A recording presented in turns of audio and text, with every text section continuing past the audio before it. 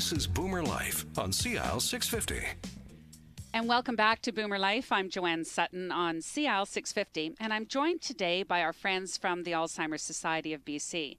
We have been speaking with Maria Howard. She's the CEO, and we've been speaking about initiatives of the Society and how to better build dementia-friendly communities. Also joining us now is Jim Mann. He's a former communications consultant and a former board member with the Alzheimer's Society of BC. Jim is a passionate advocate of the Society for many reasons, and one being he has been diagnosed with dementia. He was diagnosed when he was 58 years old, and he's here to share his story in an effort to help promote understanding and to overcome the stigma of the disease. So Jim, welcome to the show. Thanks for joining us today. Thank you very much. Can you tell us a little bit more about your story, your journey, maybe a little bit about your background or how you came to be diagnosed with dementia? As far as the diagnosis, my mother had dementia, so I had some understanding of the disease going forward. But I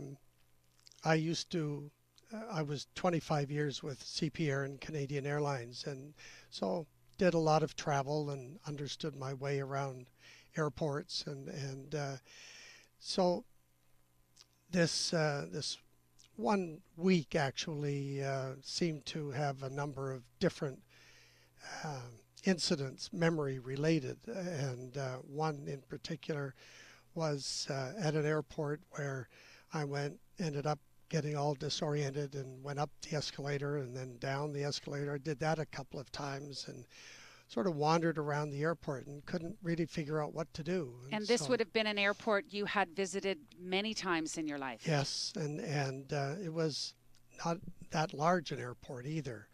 And so there was that, and then within, let's say, a minute from leaving home, forgetting that where in fact I was going to be going.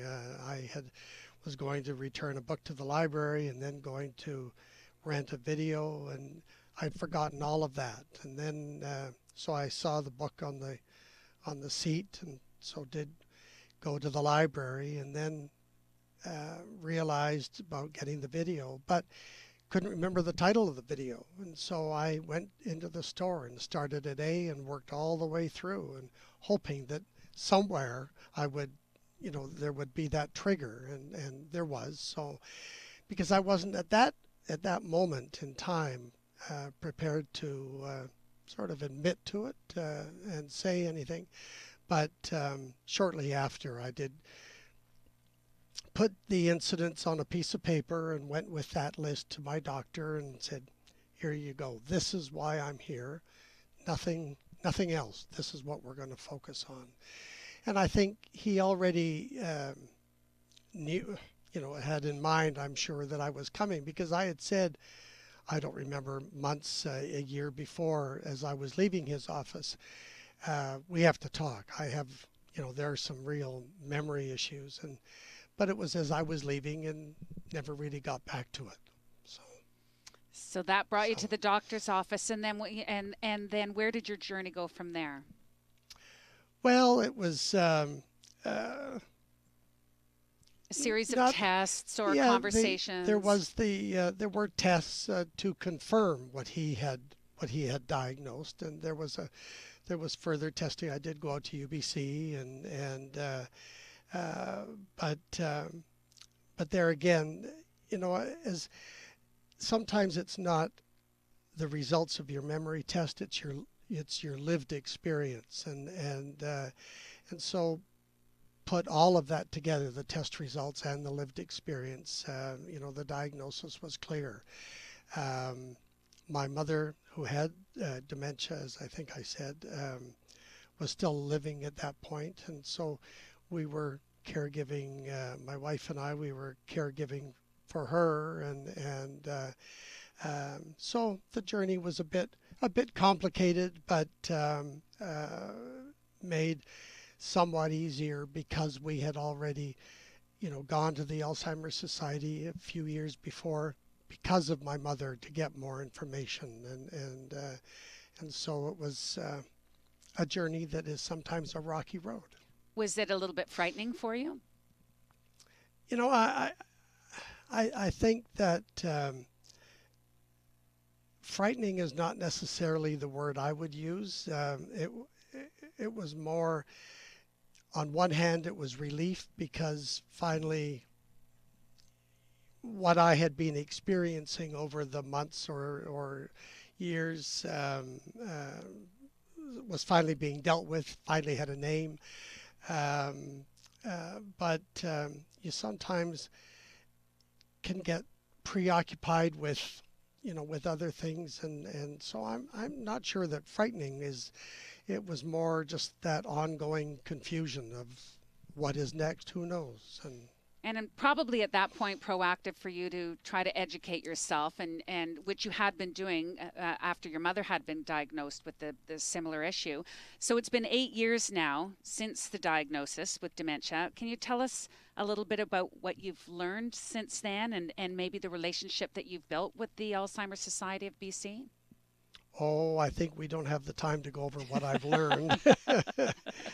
Not all good.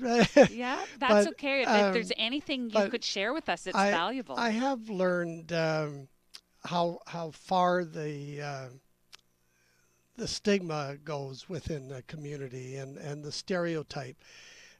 Because I remember going back from an Alzheimer's related event and had on my lap a folder that had Alzheimer's on it, and the man sitting next to me on SkyTrain, we were talking about how crowded the car was and so on.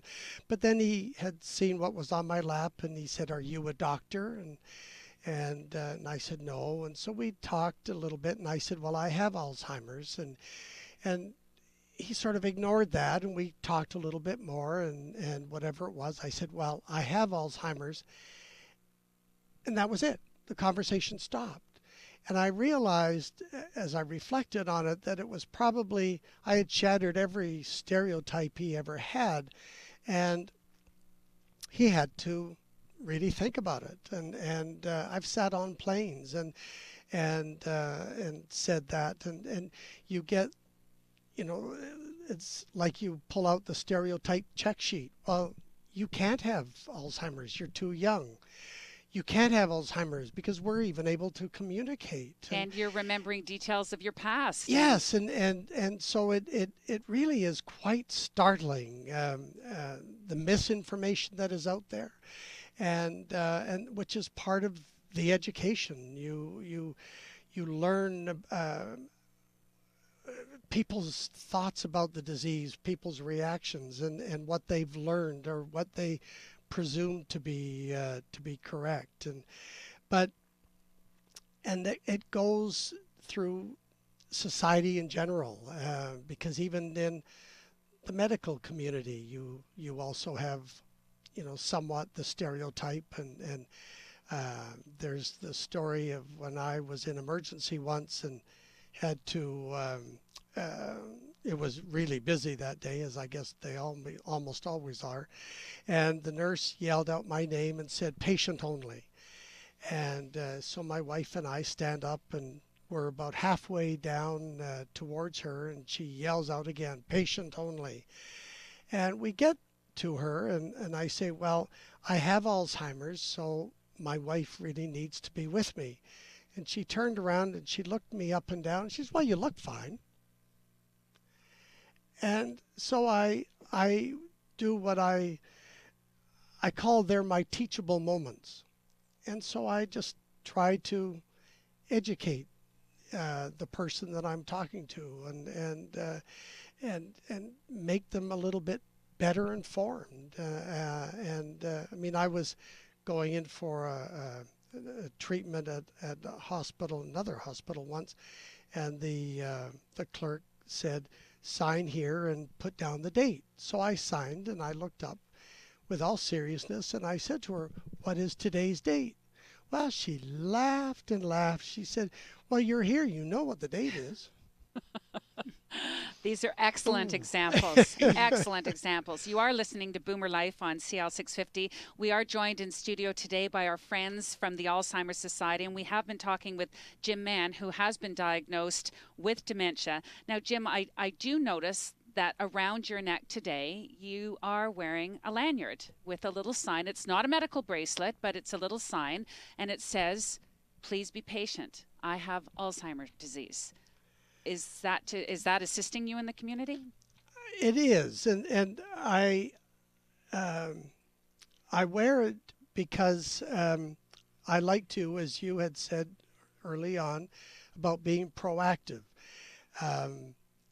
Before a board meeting, I would often go in a bit early and just to settle down, and I'd have a coffee in the coffee shop, and I found that I would go up to the counter and there'd be the noise in the background. There's the music and people talking, and of course coffee shops, don't just advertise coffee. They have a big list on the wall, and I'd become disoriented, and it would take me a while to figure out why I was there or what I was wanting. And my wife reminded me that I had this in my wallet, so I could take it out. Well, I'd forget that I had it in my wallet. And I also realized that by putting it around my neck, people look at a lanyard. I mean, oh, what's that? And although trying to be inconspicuous as they do it. And so I found a change in attitude, just body language, when I went up the next time and I had it around my neck, because the person behind the counter realized, please be patient. And she showed real patience. And because if you pull it out of your wallet and then give it to the person, it's almost putting them into a defensive position, and I didn't want to do that. And so I wear this and try to indicate, if you want to talk about it, I'm happy to talk about it. Again, I advocate to educate, just trying to help the community at large in better understand and better appreciate what they can or cannot do. So Maria, on behalf of the society, is this something you encourage to help educate the public? Do you support the resources of wearing a sign saying, "I have Alzheimer's disease"? And we certainly support people finding their comfort zone to let other people around them know what they are struggling with. Everybody, I think, has their own unique place, and I think Jim really expresses that well. It's really important for people to educate, as Jim is saying, but everybody has to do it in their own way, because everybody brings their own strength and their own comforts. And we encourage people to find that for themselves and for their family and reach out the way that they feel that they can do that in their own unique way. Excellent. You see, I just, because my background is as an advocate, so what I do is what I used to do. And that's why, for me, it's a comfort feeling. I'm very comfortable doing it. So. And I think it's very helpful as well. I would support the same initiative. Yeah. We were speaking with Maria earlier about making dementia-friendly communities. Jim, do you have a vision for that, or bringing your own personal story forth? Are there ways that you see we can improve in a community? Well, I think we always like to think communities are welcoming places. But I think people will not always know how to be more welcoming or have the preconceived ideas, like the coffee shop. In a dementia-friendly community, if there was a coffee shop where the employees were all educated on understanding dementia, and then you wouldn't need this. And so to have a dementia-friendly community is to have people that understand and welcome you and understand some of the issues that you are dealing with and how best to deal with you, serve you, and approach you. Jim, we want to thank you very much for your honesty about this very personal journey of yours and traveling, that you're traveling along with this disease.